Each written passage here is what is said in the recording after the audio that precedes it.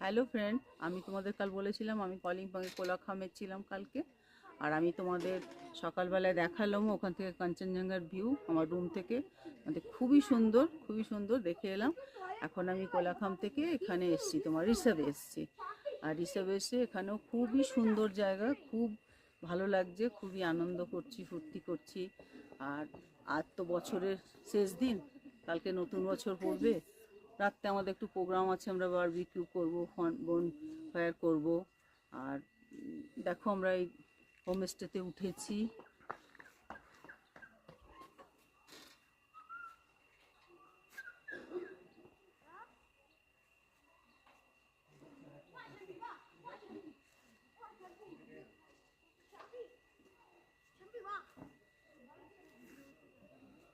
কালকের থেকে নতুন বছর শুরু হচ্ছে।